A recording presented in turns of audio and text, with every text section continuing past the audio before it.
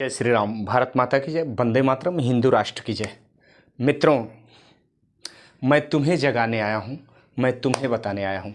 आज एक ऐसे विषय पे मैं चर्चा करने जा रहा हूँ जिस पे दुनिया रिसर्च कर रही है। राष्ट्रीय स्वयंसेवक संघ। राष्ट्रीय स्वयंसेवक संघ आज वास्तव में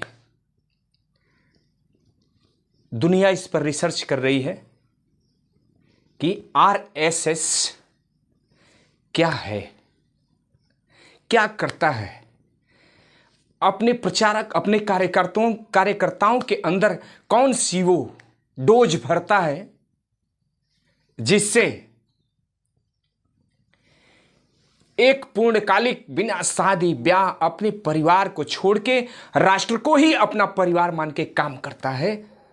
और दूसरा, अपने घर में रहते रहते, अपने घर के काम को करते करते समाज कैसे व्यवस्थित हो, समाज कैसे सुदृढ़ हो, उस पर काम करता है। एक आवाज पे ये लोग एक जगह जुटते हैं और समाज में किस तरह से अच्छे वातावरण बने, समाज सुरक्षित रहे, समाज संस्कारवान बने, इस पर विचार करने के लिए बैठते हैं और लोगों को जागृत करते हैं। मेरे बंधुओं, इस पर आज दुनिया रिसर्च कर रही है कि आज वास्तव में राष्ट्रीय स्वयंसेवक संघ अपने स्वयंसेवकों को क्या देता है, क्यों ये इस तरह का करते हैं। कुछ मिलता भी नहीं है, फिर भी ये तन समर्पित, मन समर्पित और यह जीवन समर्पित जैसे इस मंत्र को चरितार्थ करते हैं और लोगों के बीच में दिन रात लगे रहते हैं। मैं उसी पे चर्चा करने आया हूं। मेरे बंधुओं, मेरे मित्रों, ग्रंथों को पढ़ने के बाद, संतों को सुनने के बाद पता यह चलता है कि सतयुग में लोगों के अंदर चरित्र के निर्माण के लिए, त्रेता में लोगों के अंदर चरित्र के निर्माण के लिए, द्वापर में लोगों के अंदर, बच्चों के अंदर चरित्र के निर्माण के लिए लोग अपने बच्चों को वन में भेजते थे, ऋषियों के आश्रम में भेजते थे, संतों के आश्रम में भेजते थे पढ़ने के लिए। और एक तिथि होती थी, एक समय होता था, उतने दिन वो बच्चा वहां रह करके शिक्षा ग्रहण करता था, संस्कृत पढ़ता था, वेद पढ़ता था, शास्त्र पढ़ता था। और जब वहां संतों के यहां से वो वापस अपने घर में आता था तो मातृ देवो भव, पितृ देवो भव के मंत्र को चरितार्थ करते हुए समाज और राष्ट्र की सुरक्षा के लिए काम करता था, संस्कृति और संस्कार पे काम करता था, प्रकृति और प्रकृति को बचाने पे काम करता था। मेरे मित्रों, कलयुग में वो परंपरा बंद हो गई, कलयुग में वो परंपरा बंद हो गई। लेकिन 1925 में इस परंपरा को जागृत करने के लिए एक संत ने जो संकल्प लिया, राष्ट्रीय स्वयंसेवक संघ के प्रथम सरसंघचालक डॉक्टर केशवराव बलरामराव हेडगवार जी ने जो संकल्प लिया कि मैं अब इसी पे काम करूंगा, जगत जननी भारत माता कैसे पुनः अपने गौरव को प्राप्त करे, कैसे ये भगवा ध्वज अपने गौरव को प्राप्त करे, भारत की सांस्कृतिक धरोहर कैसे बचाई जा सके, ये सारे विषय मन में आए और उन्होंने राष्ट्रीय स्वयंसेवक संघ की स्थापना कर डाली। और आज मेरे मित्रों,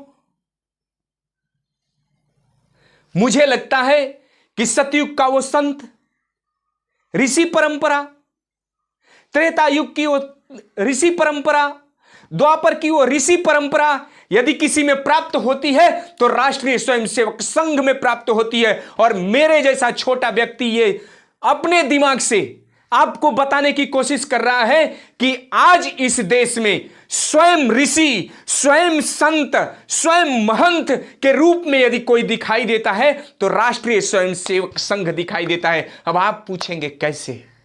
मेरे मित्रों, सतयुग में ऋषि आपके बच्चों को मांगा करते थे, संत आपके बच्चों को मांगते थे उनके अंदर संस्कार भरने के लिए। त्रेता में संत आपके बच्चों को मांगते थे उनके अंदर संस्कार भरने के लिए।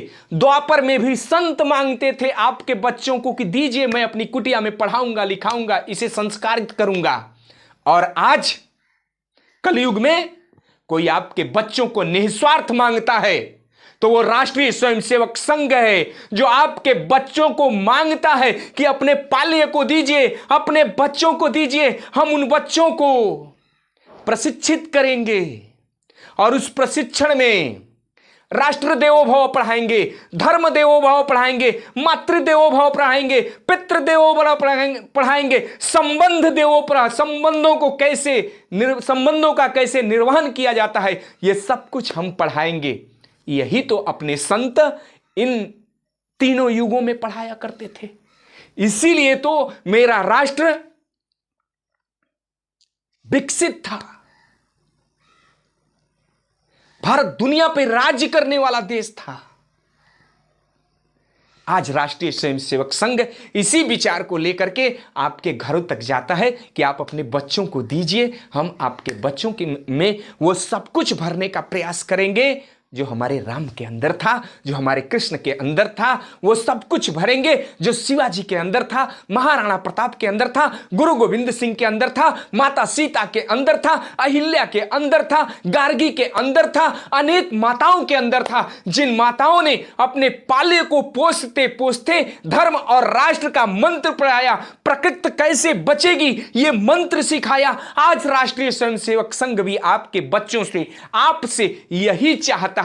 इसलिए मेरे जैसा व्यक्ति यदि ये कहता है कि कलयुग में संत के रूप में, ऋषि के रूप में, महंत के रूप में हमारा कोई नेतृत्व करने के लिए तैयार है और हमारे अंदर राष्ट्र देवो भव, धर्म देवो भव, मातृ देवो भव, पितृ देवो भव का मंत्र कोई भरने के लिए तैयार है तो वो राष्ट्रीय स्वयंसेवक संघ है।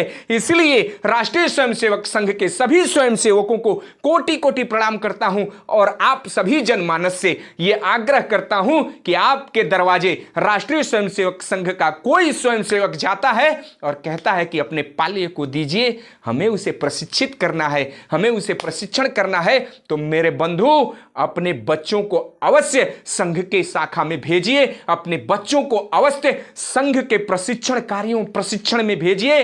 मुझे पूरा विश्वास है कि आपका बच्चा जब स्वयंसेवक होगा, आपका बच्चा जब प्रशिक्षित होकर लौटेगा तो उसके अंदर ये सब कुछ परिपूर्ण मिलेगा जो आपका बच्चा आपके जीवन काल में आपके साथ रह करके आपकी सेवा के साथ साथ भगवान की भी प्रार्थना करेगा और भगवान के साथ साथ इस राष्ट्र को भी मजबूत बनाने का काम करेगा।